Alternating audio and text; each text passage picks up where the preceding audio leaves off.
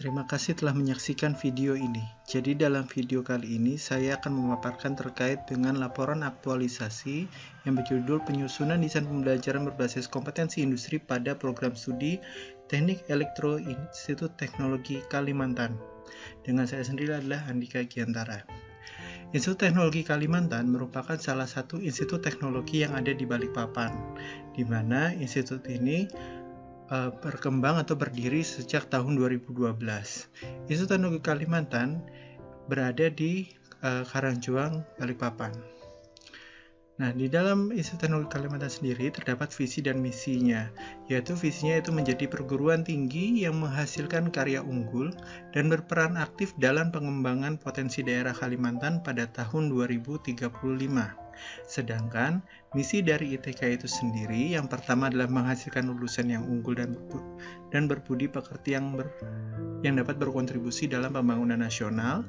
Yang kedua adalah menghasilkan karya tridharma perguruan tinggi yang bermutu dan bermanfaat bagi masyarakat. Kemudian memberikan layanan pendidikan tinggi yang prima dan berdasarkan prinsip pengelolaan organisasi yang transparan, akuntabel, responsibel, adil, dan kredibel, serta mewujudkan ITK sebagai kampus merdeka. Nah, di dalam kegiatan aktualisasi ini ada beberapa tahap kegiatan. Kegiatan yang pertama yaitu terkait dengan pengumpulan data, kerjasama ITK dengan industri. Di mana dalam melakukan kegiatan ini, pertama dilakukan dahulu pemetaan terhadap industri yang telah bekerja sama dengan ITK, yaitu mulai dari daerah Jawa, seperti daerah Jakarta, kota Surabaya, di mana kalau dilihat di kota Surabaya sendiri terdapat 2 industri yang telah bekerja sama. Kemudian jika kita lihat, kita tarik ke Pulau Kalimantan. Nah, di Pulau Kalimantan ini sendiri, ITK sendiri telah bekerja sama dengan salah satu industri yang ada di Sangatta. Sedangkan kalau di Balikpapan sendiri tersebar, bukan hanya di daerah sekitar ITK saja, tetapi seluruh Balikpapan. Kemudian dilakukan penarikan kuesioner, yaitu terkait dengan kompetensi dari lulusan yang diharapkan dari perusahaan tersebut, sehingga dapat diketahui sebenarnya kebutuhan perusahaan seperti apa.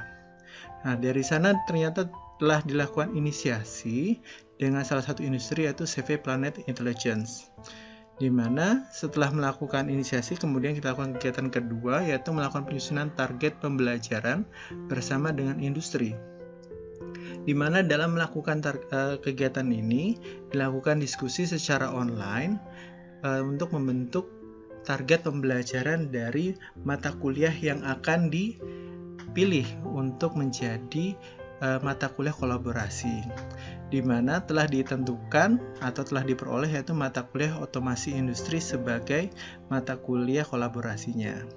Kemudian dilakukan penyusunan materi pembelajaran pada salah satu mata kuliah. Jadi datanya bisa mulai dari website seperti ini yang menjadi dasar salah satu latar belakangnya dalam pengembangan otomasi industri.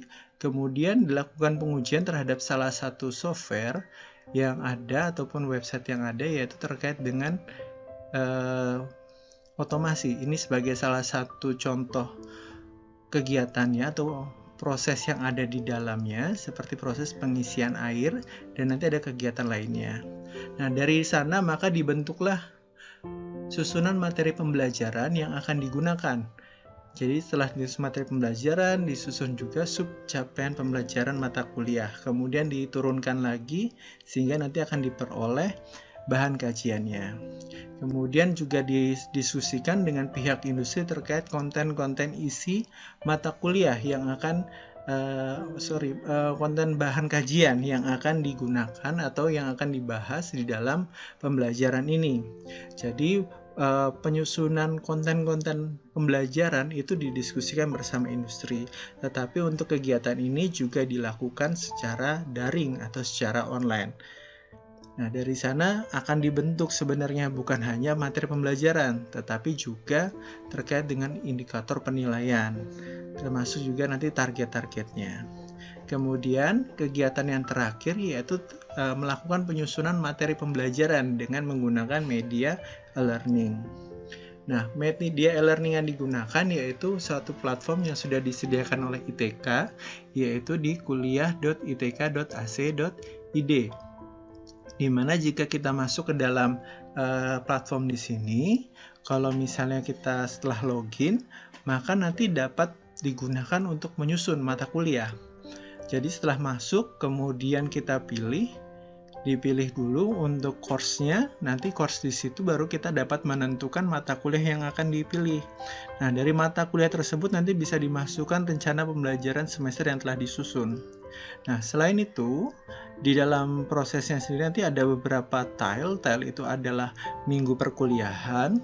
Kemudian dari minggu perkuliahan itu, kemudian kita bisa membuat kegiatan setiap minggunya. Nah, kegiatan setiap minggu ini sebagai contoh yaitu pertama di minggu pertama nanti diberikan kontrak perkuliahan dan penyampaian rencana pembelajaran semester. Nah, kemudian bisa juga nanti diberikan materi perkuliahan dan juga bisa diberikan penugasan.